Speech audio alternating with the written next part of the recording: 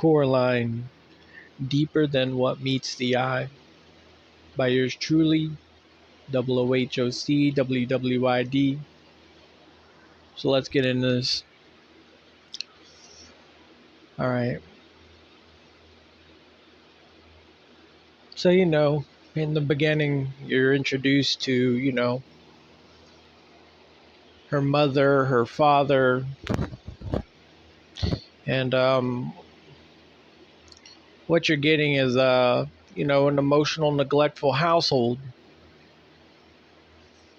The mother and the father are emotionally neglectful towards one another, which that only means that Coraline, the kid in the situation, she's getting even more of that emotional neglect. And that's corruption in itself. Now, when it comes to emotional neglectful households, that's on a big, big, big, big spectrum. Each house differentiates when it comes to their emotional neglect. Some are far worse than others, So basically what I'm going to do is I'm going to just put everything down in just a general context, so I don't have to go into the vast spectrum that lies within, when it comes to emotional neglect, neglectful households, because it goes beyond. It's very, very big. But yeah, the parents were very neglectful of her emotions and her needs, and it was very blatant in the movie. And but she still had that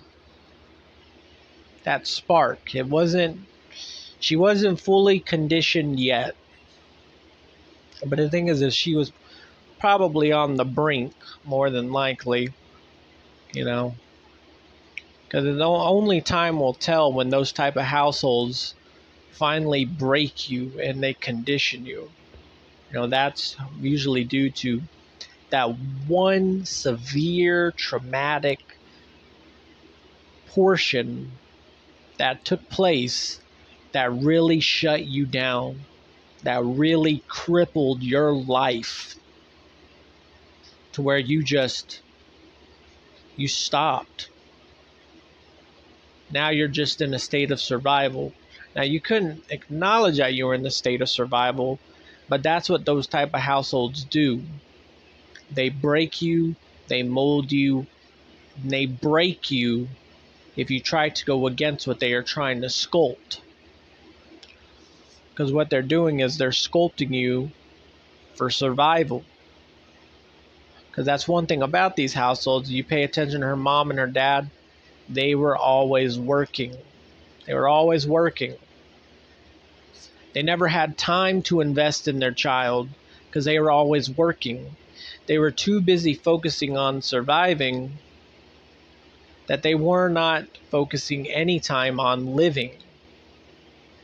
And the bad thing about that is the kid, who is very, very, very brand new to the world, she's learning ahead of time that I got to be in a state of mind of survival to survive these kind of conditions. But the thing is that she doesn't willingly go into those, you don't willingly go into that state of mind. That is a state of mind that, it's necessary when it's needed. But to have it in your mind state as a child, that's, the child's not willingly going to go into that state of mind because, it's supposed to be safe, There's no need for it. But the thing is those environments will eventually break you, and then you'll see, wow, this mental state of mind is necessary to survive in this household, because there is no emotion there. And where emotion does not exist, empathy does not exist. And when empathy does not exist, life in general does not exist in that environment. So, but the thing is she still had her spark. She wasn't broken any. She still had a very big imagination. But only time will tell, you know, when she finally breaks. We don't get to see that in the movie, but you get what I'm saying. But, she'd being a kid, asking them lots of questions, blah, blah, blah, doing what a kid does. And then the mother is just getting very, very irritated with it. Very, very irritated with it. And that's one thing that I kind of want to add in. Why have a kid? Why? And that's one thing that a lot of people do. They have these kids, or they have a kid or kids. But the thing is they do not, answer the questions that they got to ask. Kids are naturally curious. They are coming into a brand new world. The world is huge to them. They're going to be filled with questions and curiosity. You chose to make that decision to have a kid. You should take the responsibility that comes with. But the thing is, a lot of those type of households, they do not do that. Instead, they express irritation, aggravation, agitation, anger, and they lash out back on the child for, interfering with whatever they're doing. But a kid is a kid at the end of the day. But the thing is with these kind of households, they think because, you've done been here for 3 to 4 years now. You already speak English very well. You're a professional in their eyes. You're a professional. That's how they take it. You're a professional. You can already speak. You can walk. You're done. They think your development stages stop right there. Okay, you went from crawling to walking. Now you're talking. All right, good. Yeah, he's good. He's a professional. He knows all about life now. No, that's not how it works. The kid is going to be curious through their developing stages, all through them. But the thing is, these type of households, they continuously corrupt you during, majority of the developing stages. And, I'll get into all that later. But, eventually the mother gets sick and tired of the questions. And Coraline finds a door that's behind the wallpaper. And she points it out to her mom. And her mom said, okay, if I help you with this, will you promise to leave me alone? And she was like, okay, that's what a kid's going to do. They found something new to spark their interest. So for the time being, they're going to be distracted. They're going to be fine. And so she helps her open the door and everything. And, right then and there, they're met behind the door is just a brick wall. And automatically, Coraline goes into asking questions. The mother does not want to answer any questions. She said, now you told me you would leave me alone if I helped you open that door. So, she continues to have that interest, But the thing is, you can already tell that her emotional needs are not being met at all. And that's unfortunately the result of these type of households. The emotions are never met and the voice is never heard. You're nothing but a little kid that cried wolf, if you will. They don't hear you. They don't hear you at all.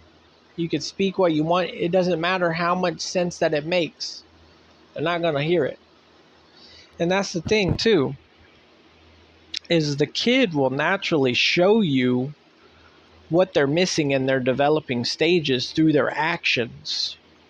But the thing is those type of parental figures, they don't know how to read that. They just say you're throwing a temper tantrum. You need to stop doing that. You need to stop doing that. And they think punishment is something that's going to just rid them of that. But what you're doing is you're silencing their emotional needs. You're silencing it. You're sealing it up and you're shutting it down. That's what's going on with how she's being treated from her parents. And, they're slowly getting her to where she's conditioned to where she just remains quiet. Because that's what those households do. They condition you to a point to where you go silent and you just be a good kid. You be a good kid. Or, the definition of what the majority think a good kid should be. That's what you end up being confined to. But, later on, eventually, the brick wall is removed from the door and she has a visual of a tunnel. So she goes down in it, and what she's met with is an alternate universe. An alternate universe where she has another mother and another father. And both of these parents obtain traits that they are missing in the real world. And those traits are what give the portion of the portion that is missing from her development stage at that time, which is the emotional route. Listening, support, clarity, emotional affection, love. All that's missing, because that's one thing with those kind of households. There is no life in those type of households. So when there is no life, you don't get that portion. That is the sacrifice to live in those type of households. You don't get any emotional development at all. But yeah, in the other universe, they have it. They obtain those traits that she's missing. So she starts to really, well, at first she's very shy of it all because, it's very new. She's never been treated this way. And, that's the typical sense in the real world too. When people who have been treated, with no emotion, no clarity, no sense of love at all, when they're met with it, they get very shy. They get very questionable because something don't seem right. The reason why it don't seem right is because they're still in the state of mind of survival, because they're having to survive conditions that they shouldn't be having to survive. And the sad thing is, a lot of people never grow out of that type of conditioning. So they're always questioning every single thing that happens because, they're still in that state of survival, that state of mind of survival. But, eventually she gives in. She gives in. She starts really appreciating the other universe of her family, that it becomes everything that she talks about. She starts telling her mom about it, telling her dad about it. Her mom shows signs of jealousy when, the kid keeps bringing it up. But the thing is the kid's bringing up what you are literally lacking with her development. She's pointing it out to you, and that's what kids do. Kids will point out what you're missing in their developing stages, and it's up to the parental to listen to them and, figure out, well, what am I doing wrong? What am I doing wrong? But instead, they're saying, kid, you're doing everything wrong. You need to do this, that, and the other. But the thing is the kid knows what the kid needs. The kid needs to be properly developed. So it's going to throw these certain, it's going to throw certain hints. And those hints are going to tell you what it's missing. The thing is, if you have a emotionally absent parental, they don't have any empathy to even fathom what you're trying to throw at them because they're void of any empathy at all. So, you know, so she continues to invest, and the illusion just gets greater and greater with her other family in the the parallel universe, the other universe of her family. The illusion just gets greater and greater and greater, and she just continues to invest. But the thing is eventually, you know, she's met with YB, and YB is that's the neighbor from the real world, and she already don't listen to him there. So when he showed up in that parallel universe, she was very not very satisfied with it. But the other mother, since she meets her kids' needs to a T, she silenced him already. She sewed his mouth shut. He can't speak or tell her anything. And so she automatically even brought up that, well, we have made it where he can't talk because we thought that you would like that. And unfortunately, she's like, oh wow, well that's great, because that is what she would prefer. And and that's a sign right there within itself, as when it comes to those, because YB, all he was a benefit to her reality and her, the parallel universe with the stuff that he was bringing to the table with warning signs. There was all kinds of warning signs that he kept giving her, but she just kept shutting them out. So in the parallel universe, he's silent because she didn't listen to him in the first place. And the thing is when it comes to these households and the people that have survived it, when you find your placement, your quote unquote heaven, because it's not heaven, but when you find your quote unquote heaven, there will be a YB in your life trying to steer you in the right direction.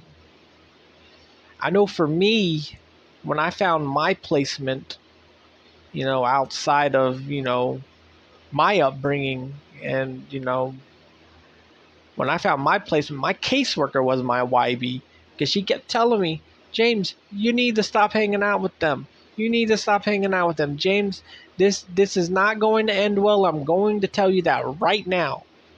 But the thing is, like Coraline, I wasn't listening. It was going one ear out the other. I was getting portions of my development that were never met. So that means that child, the child that lives inside of me, was thriving. And it was just indulging as much as possible because it was absent for, however long it was. I didn't indulge in that stuff. I didn't indulge in anything until I was 28. So that means that absence was there for 28 frickin' years. 28 frickin' years. The emotional absence and clarity and everything and support and, just love and appreciation, I started getting it at 28, and it was from the group of people that I was hanging out with. My caseworker, she kept saying, James, you need to stop. James, you need to stop. But the thing is I started becoming addicted to, the affection I was receiving, the clarity, the support, what I thought was love. But the thing is all that stuff, those are all in quotations because it wasn't the real thing. Because what it all boils down to is when I found my placement, all those people that were providing that, they were also escaping, similar conditions that I was in. They were escaping it. And you're not getting any portion of your development, any of your portion of development that was lacked, it cannot be met by someone who is constantly escaping their own existence. Because by you depending on them to give that portion of your development that was never met, you're escaping your reality as well to obtain that illusion, because it's non-existent. Because that was one thing I know. Whenever I left, when the night was up, and whenever I was going home, I was always met with a bigger amount of emptiness every single time. But it's that emptiness that keeps you coming back, because you thrive on the fulfillment that was felt. Like, you really feel like you're making some progression in your life. But the thing is you're not. You're investing in an illusion that is only crippling your visual to what is really in the reality. And that's what was happening with Coraline. She was investing so much time in this illusion that, she was noising out anything in reality, because she was finally obtaining what she's always wanted to obtain when it came to her development. But the thing is she continued to invest and invest and invest. Sure, it was still going very good, even with the silent YB around. Even though he internally really wanted to help her, he couldn't. He had to go with the flow. He had to go with the flow, like he had to. He could not be what he was in reality, because this illusion was her escape. This illusion was her happiness. And the reality and everything that YB tried to help her out with,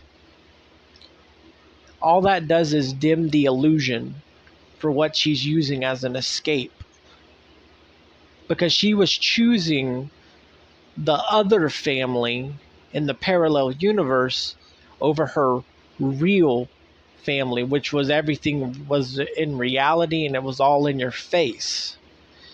And it's the same thing when you find your placement. You see, whenever you say you were in those type of conditions through your whole upbringing, you were conditioned to survive in that type of environment. Now, sooner or later, you're going to be met with an option. And that option is going to tell you that you can become this environment, or you can continue to fight it. Now, when you choose the option to become the environment, this is where you start to develop an illusion of that you're getting closer with your family by going with what they partake in. Because when it comes to these type of households, addiction runs rampant. Like, they have to be addicted to something in order to continue to live those type of conditions. It could be the TV, food, alcohol, pills, cough medicine, melatonin, video games, computer, tablets, phones, pornography. The addiction list can go on and on and on and on. And the thing is a lot of them, they have multiple different addictions to maintain living, to continue living in such an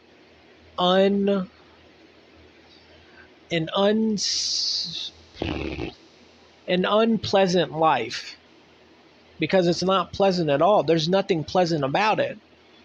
You're literally forcing yourself to be in a state of survival in your own home. That's not a good environment to be in. But the thing is, you're stuck with that option. Some choose to do it, and they get even closer with their family in a very illusion type way. Because the thing is if you're escaping the environment with the ones who are supposed to be helping you, you're not obtaining anything from them. You're investing in emptiness that you will feel later on, like when you go to bed or something, because you're not progressing at all. You might feel that you are obtaining something in your developing stages by escaping with them, by watching TV with them, or you know, eating a bunch of food with them, or playing video games with them, whatever. You may feel that you're obtaining something great, but in reality, when you go to bed and go to bed at night and you lay down, you're just met with so much more emptiness. You're not obtaining anything, because you're trying to receive something from a non-reliable source. A reliable source is not going to be escaping when it comes to your development. That's number one. If they're escaping, you're not getting anything from them, because they're escaping their own reality as well. And you can't obtain anything from someone who is also in the process of escaping as well. Now, if you didn't choose an option and you continue to fight it, you're still going to become the environment, whether you like it or not. You're just going to become a sober form of it. So everything is going to be in front of you. The visual is going to be blatant as can be. And as the more years that you progress, it gets worse and worse and worse and worse and worse and worse. Now, if you chose the option and chose the escape route, the illusion wouldn't be as blatant. In fact, they'll probably be more lenient on you as well, because they want you to continue to escape with them. Because now you're another number in their escaping process. And when you have more numbers with the escape process, it gives more illusion to comfort when it comes to the escaping process. But if you didn't take that route with them, well, it's going to be very blatant. It's going to be even more harmful. And the conditions are only going to continue to get worse. But the thing is you still become the environment. You just become a sober form of it. Now, you also might develop some kind of addictions that are more abnormal, like when it comes to like self-mutilation, or something up those lines of just very very concerning type addictions, like because they don't match with substance and everything and all that stuff. Like it gets very very weird. I know, like, for example, with me, one of my addictions that I got, it's on the lines of self-mutilation, was where I liked sticking my ears. I really enjoyed that. And that was a battle in itself. But I remember when I even brought it up to my caseworker, I asked her if there was groups for people that had weird addictions, and she told me straight up, she said, no, we don't have any groups like that. So, pretty much, like, when it comes to those kind of odd addictions, you're pretty much going to be alone when it comes to that. I really wish they would make a group for other type of addictions. But I do know, to recover from households like that, there is Al-Anon. And that goes for, your more abnormal addictions that were picked up in that household. So, I mean, if you did suffer from stuff like that, and you did develop like some kind of abnormal addiction, definitely look into that, because it'll be a benefit to your recovery from recovering from what you picked up to survive those type of environments. But yeah, so you had that choice. But the thing is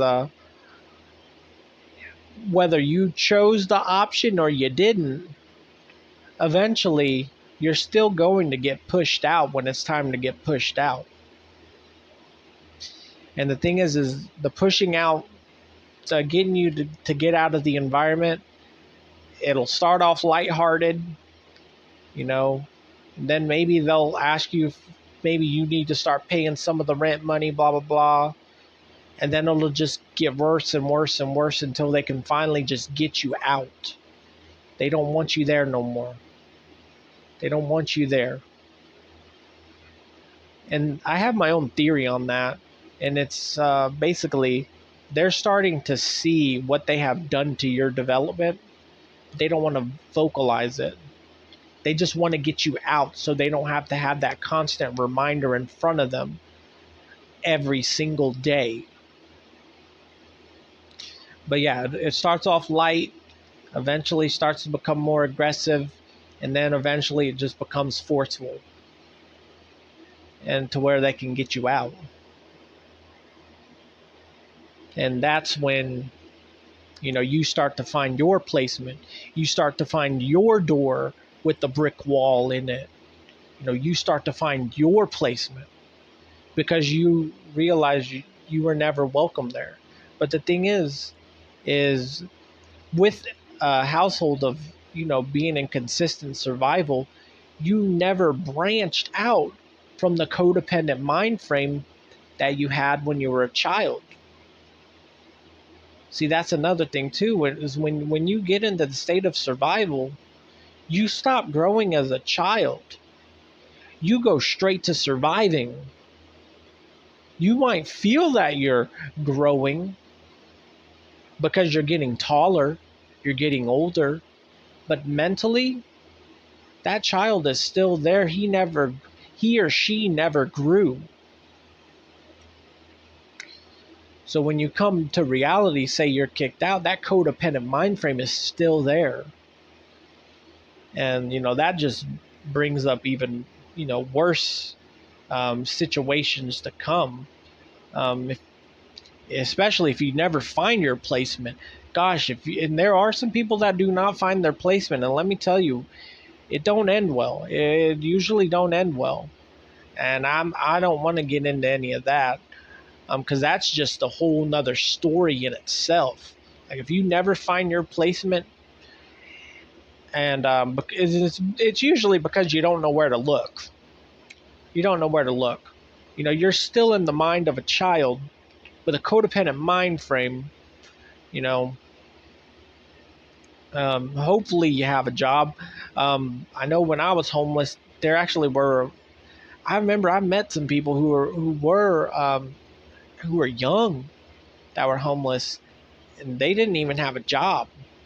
Some of them didn't even know how to even get a job. Like, that's what I mean. There's conditions when it comes to the emotional neglectful household. It's a big spectrum. But the thing is you don't know how far off that person is because every individual is different. You don't know what they went through. But every person that is an outcome of these households, it differentiates from every individual because every household is completely different. You may have a lot of similarities, but there's a lot of differences as well. But anyway, so yeah, you're going to want to find your door. You're wanting to find your door with the brick wall in it.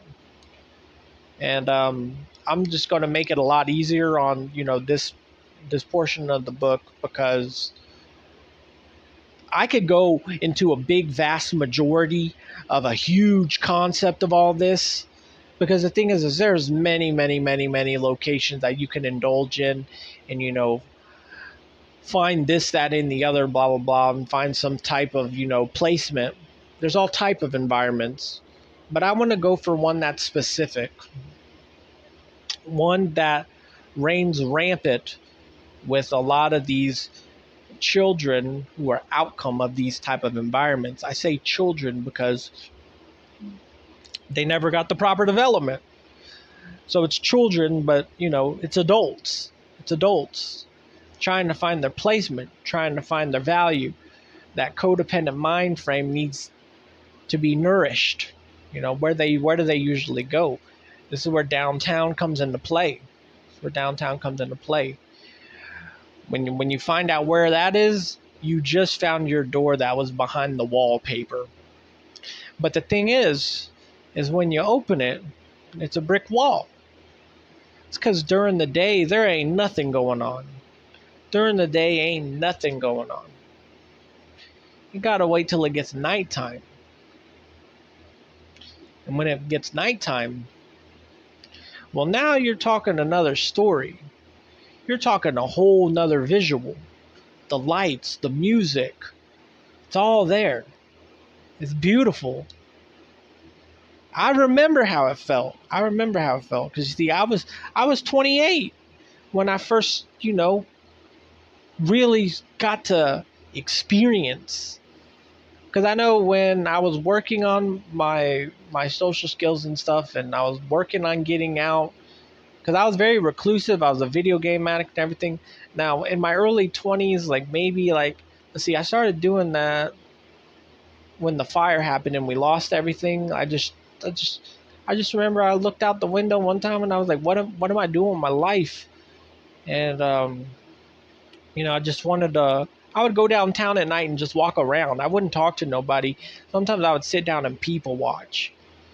But the thing is I didn't say anything to anybody. I didn't do anything. I might have got a slice of pizza or, some ice cream and just sit there, but I didn't do anything. But when I got 28, this is already when I've been invested in the facility, went through my therapist, went through my caseworker. When we got to the point to where, with my therapist, when we got to, where I was, where right before the trauma all happened, we found me. We found me as a little kid. We found him. But that's where you're more vulnerable. And I'll never forget when my caseworker, when she found out how vulnerable I really was, she was like overly protective. It was beautiful. But I'll never forget the feeling of going downtown. And the thing is she was kind of scared that I was going downtown. But the thing is at the very beginning times, I wasn't doing much of anything. I was just there. I was dancing here, dancing there, just having fun. And, and that's how it all starts. It all starts off on shallow waters, I remember, when I finally wasn't homeless no more, and I finally got an apartment, the first thing I did was I told myself I'm going to teach myself how to dance. And that's what I did. Taught myself how to dance, and that's when I went to the first club, and it was a blast. And I remember I got to a point to where the bodyguards knew who I was. They knew my favorite place that I like to go dance. And yeah, I learned how to dance in my apartment by YouTube tutorials and everything. And, I was feeding into the illusion. That acceptance that we all yearn for in our codependent mind frame. And but the thing is as you continue to dabble in the shallow waters, it gets worse. The water gets deeper and it gets deeper and it gets deeper. And that's what happens with Coraline. It continues to get deeper. The water gets deeper, And the thing is I kept going in the deeper waters. That's when my caseworker got even more concerned. She got more concerned. And then when I found the group of people that I found my placement. Because, before I didn't have a placement. I was just going all over the place. But when I found my placement, that's when my caseworker got really, really concerned. And she was like, James, this is not going to end well. You need to stop hanging out with these people, James. You need to stop. But did I listen? No, I didn't. I didn't listen. Because I was finally getting that nourishment that I needed from my development stages. I was getting that support. I was getting that emotional affection. I was getting that clarity. I was getting everything that I needed to obtain in my developing stages. But the thing is I was overly indulging every single time. And every single time I left to go home, a bigger portion of emptiness was added to the emptiness that was already there. It never gets filled. and it was just it just created a repetitive cycle to where I was more dependent on, hanging out with those group of people.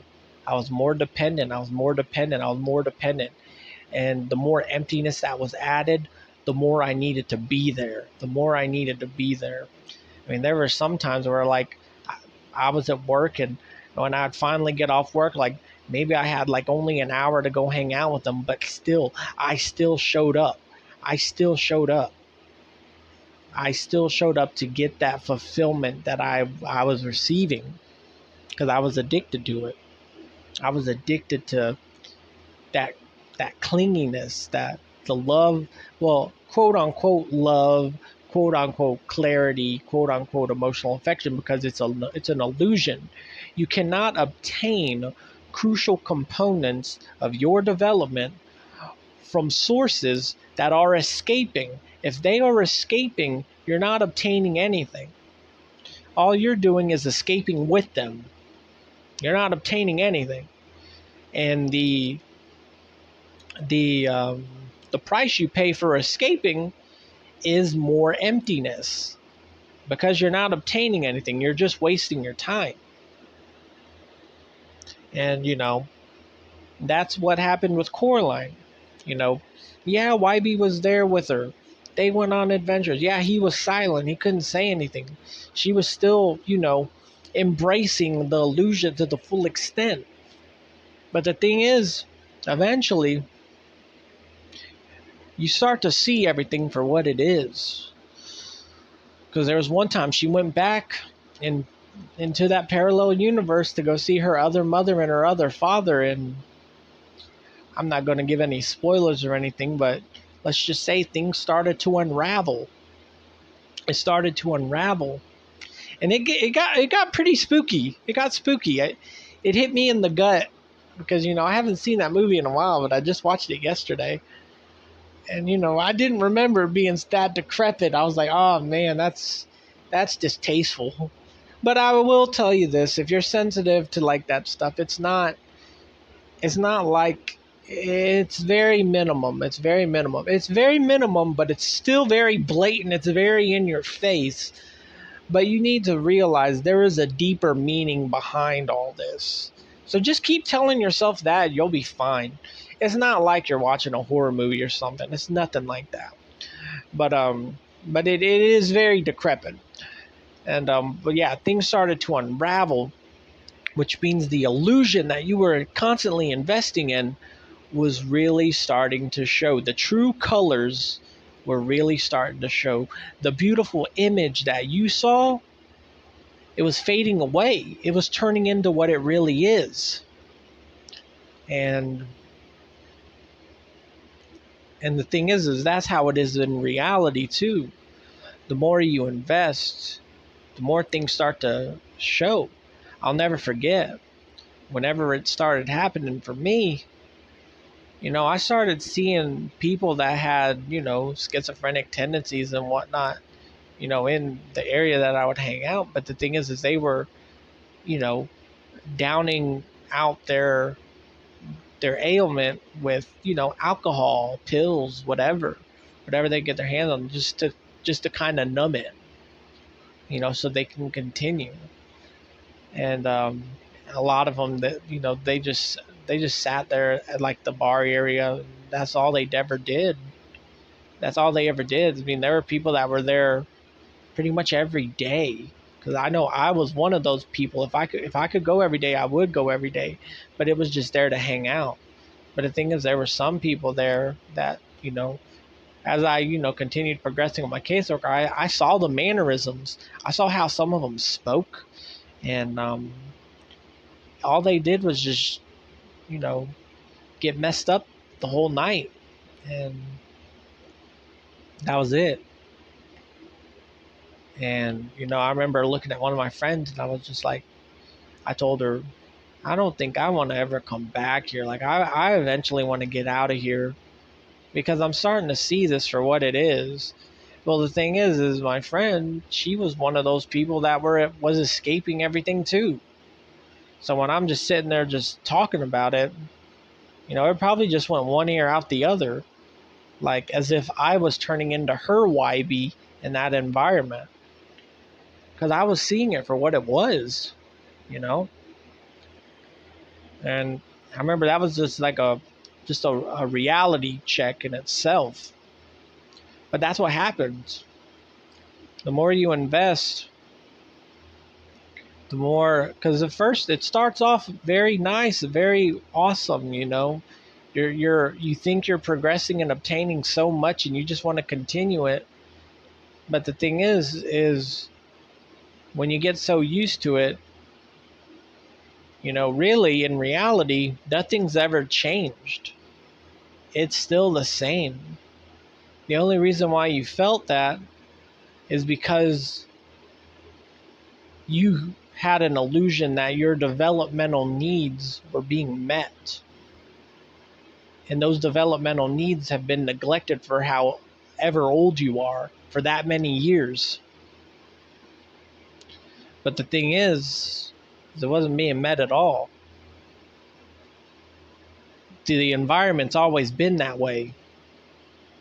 You're just now starting to see it, though. But it never changed. Like if there were surveillance cameras that filmed you the whole time, from when you started to when you finally started to see things for how they were, if you look back at that footage, nothing's ever changed. It's the same. It's always been the same. Just you didn't fully comprehend where you were until you've engulfed, you've overly indulged to a point to where reality was just staring you at the face. Because that's the thing, once you can obtain it, once you have it, you eventually get comfortable, you get content. But the thing is when you get comfortable and content, there's no progression in that state of mind whatsoever. So what you're doing is, you're going downhill. You're declining. And with declining, that's a digression. You're not obtaining anything. You're just wasting your time. And that was one thing I saw, was just a lot of people who were suffering, wasting their time. And they were escaping their ailments. And the more time they invest, the more they had to escape.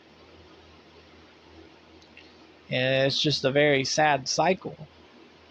And that's where it was for Coraline. When she got to see that reality, and she got to see everything unravel, she wanted to get out. She wanted to get out. She wanted to get out immediately.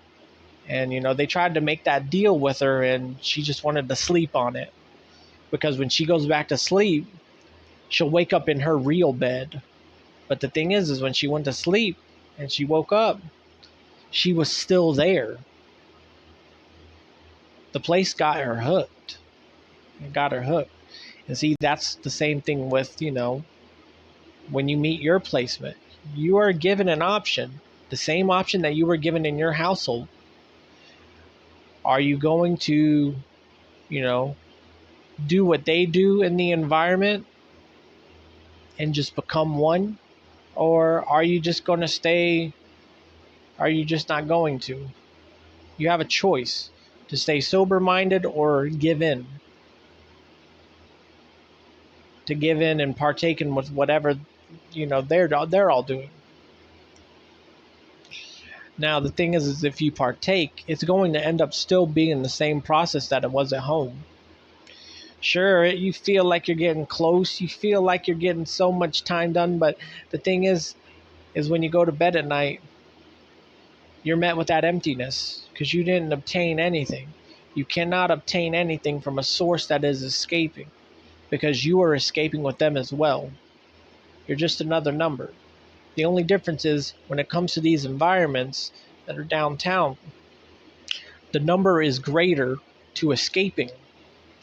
So therefore, the comfort and content when escaping is far greater. You're not talking about 3 people or 4 people or maybe 5 people. You're talking about a good 40 people 40 people, 50 people, whatever. However high amount, those bars get full. You're talking about that many people all escaping at once. The energy of comfort and content is going to be very high. So therefore, illusion-wise, you feel that you're having the time of your life. But it's when you go out them doors and you realize everyone's just going their separate ways. You're all not together. You're just another number in that confined space to make the escaping experience a better experience for everyone. Because when it comes to that type of lifestyle, power runs in numbers. The more numbers that you have in the environment, the better the experience. The less numbers that are in the environment, well, that's when reality can start to speak to you. Because those environments are, far greater than a house. But the thing is, it is what it is. But it all goes down to choice. If you gave in with them and you gave into what they were partaking in, it's going to take a little longer for you to realize. But if you were doing it all sober, you'll see the blatant signs right in your face, just like it was at home. The conditions are going to get worse and worse and worse and worse until you are pushed out. It starts off with, bringing up that, you need to leave. And eventually you end up getting forced out. And after that, it becomes more aggressive. That's how it is. And, that's what was happening with Coraline. She wanted to get out. She couldn't. She went to bed. She woke up in the same bed in the parallel universe. But the thing is the more she wanted to escape, the more aggressive the environment became. You see, when you partake in the environment, you're putting your shackles on right then and there. When you choose not to partake, you don't have the shackles on. You're just there. You're literally just there. You can go at any time. But the thing is it's still hard to go at any time if you're getting the comfort and content that is meeting your expectations when it comes to that illusion that, you're wanting to portray, that you're wanting to live and indulge in. Because if you're not getting anything from an illusion, then all you're doing is seeing reality for which it is. Just people sitting around wasting time.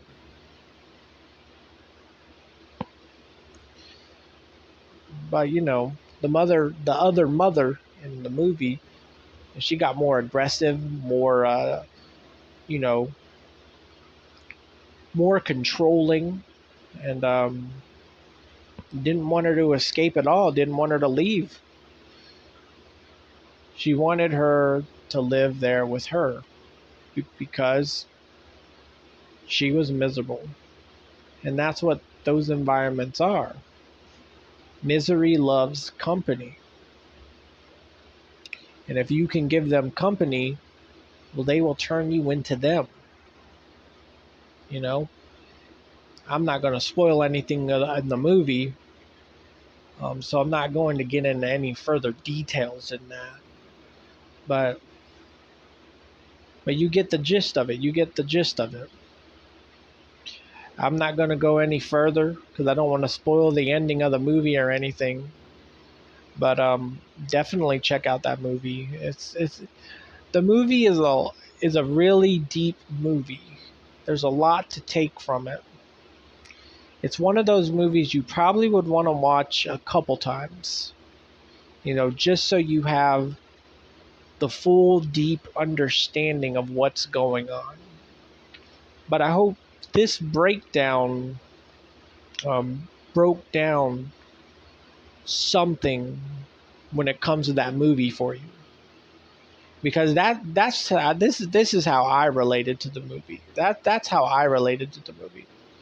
So that's my in-depth view on the movie when I watched it, you know, because that's one thing I do when I come to watching movies. I like to relate, try to find some ways to relate to the movie.